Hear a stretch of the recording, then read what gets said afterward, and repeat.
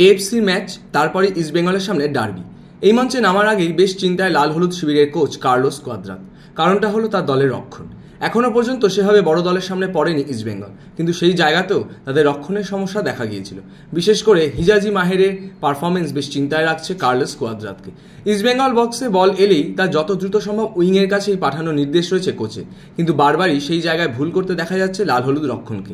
বৃহস্পতিবার মোহনবাগানের forward line আপের পারফরমেন্স দেখার পর সেই চিন্তা যে লাল হলুদ কোচের আরও বাড়ছে তা বলার অপেক্ষা রাখে না। শেষ পর্যন্ত কি হয় সেটাই দেখার অপেক্ষায় রয়েছেন সকলে। কলকাতা লিগের দুরন্ত ছন্দে এগিয়ে চলেছে ইস্টবেঙ্গল। শুক্রবার ইস্টার্ন রেলওয়ের বিরুদ্ধে নেমেছিল লাল হলুদ বাহিনী, সেখানেই ৩-০ গোলে প্রতিপক্ষকে কার্যত হেলায় হারালো ইস্টবেঙ্গল। ইস্টার্ন রেলওয়েকে মাথা তুলে দাঁড়ানোর কোনো সুযোগই দেননি বিনো জর্জের ছেলেরা। অমন সিংকে, জেসিন টিকেদের দাপটের সামনে অসহায়ের মতো আত্মসমর্পণ করতে হয়েছে রেলওয়েকে। ইস্টবেঙ্গলের হয়ে এদিন গোল করেছেন মোহাম্মদ মুশারফ, অমন সিংকে এবং জেসিন টিকে।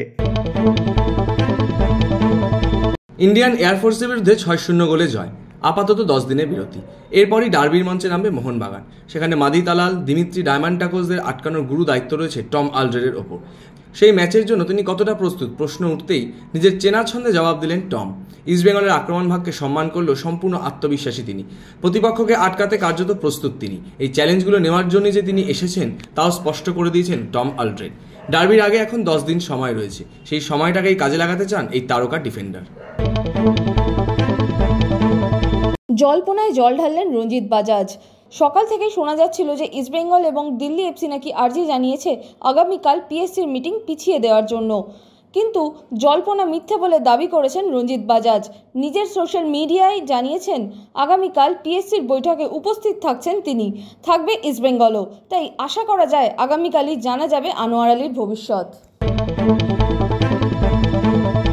প্রত্যাশা মতো সোনা পাননি ঠিকই, কিন্তু খালি হাতে ফিরছেন না নীরজ চোপড়া। পোডিয়ামে রূপোর পদক গলায় তুলেছেন তিনি। সোশ্যাল মিডিয়ায় শুভেচ্ছা বার্তার ঢলও নেমেছে, কিন্তু এত কিছুর মাঝেও হতাশার সুরই শোনা যাচ্ছে নীরজ চোপড়ার মুখে। ম্যাচ শেষেই নিজের চোট আঘাত নিয়ে মুখ খুলেছেন তিনি, কিন্তু সোনা জিততে না পারার আফসোসটা বারবারই উঠে আসছে তার গলায়।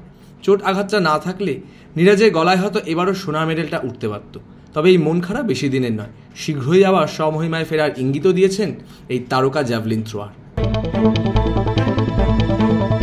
নীরজ চোপড়াকে ঘিরে প্রথম থেকেই সোনা জয়ের স্বপ্ন দেখছিলেন দেশবাসী। গত বৃহস্পতিবার প্যারিস অলিম্পিকের মঞ্চে নীরজের সোনা হাতছাড়া হওয়ায় স্বভাবতই কিছুটা হতাশ তার ভক্তরা, কিন্তু ছেলের পারফরমেন্স নিয়ে বিন্দুমাত্র আক্ষেপ নেই নীরজ চোপড়ার মা সরোজ দেবীর। বরং তিনি নীরজের রূপজয়ের পাশাপাশি তাঁর সন্তানসম পাকিস্তানের আরশাদ নাদিমের সোনা জয়েও বেজায় খুশি। সরোজ দেবীর এই বক্তব্য মন কেড়েছে দুদেশের ক্রীড়া মহলের। নিজের সোশ্যাল সাইটে তাঁকে কুর্নিশও জানিয়েছেন পাকিস্তানের প্রাক্তন ক্রিকেটার শোয়েব আখতার। ভিনেশ ফোগাট ডিসকোয়ালিফাই, সেই বিতর্ক নিয়েই এবার মিশ্র প্রতিক্রিয়া ভারতীয় ক্রীড়া মহলে। এই ঘটনার পিছনে ভিনেশও নাকি অনেকটা দাবি করেছেন সাইনা নেহওয়াল। শুধু তাই নয়, এই ঘটনার দায় ভিনেশের ওপরই বর্তায় বলে মনে করছেন তিনি। অন্যদিকে সচিন টেন্ডুলকারের মন্তব্য সম্পূর্ণ ভিন্ন সাইনার থেকে। তার মতে ভিনেশ ফোগাটা থেকে রূপোর পদকটা কার্যত ছিনিয়ে নেওয়া হয়েছে। এই নিয়েই এখন সরগরম ভারতীয় ক্রীড়া মহল। অন্যদিকে অলিম্পিক শেষ হওয়ার আগেই রূপো পাওয়া নিয়ে ভাগ্য নির্ধারণ হতে পারে ভিনেশ ফোগাটের। ঘোষণাটা আগেই করেছিলেন, পদক জিতেই বাকি কেরিয়ারে ইতি টানতে চেয়েছিলেন। সোনা বা রূপো হয়তো জিততে পারেননি, কিন্তু ব্রোঞ্জ জিতেছে ভারতীয় হকি দল। সেই সঙ্গেই অবসর ঘোষণা করেছেন PR শ্রীজেশ। প্রাক্তন খেলোয়াড় হওয়ার 24 ঘন্টার মধ্যে নতুন দায়িত্ব উঠল PR শ্রীজেশের কাঁধে। ভারতীয় পুরুষদের জুনিয়র হকি দলের কোচের দায়িত্ব উঠল এই তারকা খেলোয়াড়ের কাঁধে। একই সঙ্গে এবার সমাপ্তি অনুষ্ঠানে মনু ভাকেরের সঙ্গে ফ্ল্যাগ বেয়ারার হিসেবে দেখা যাবে শ্রীজেশকে।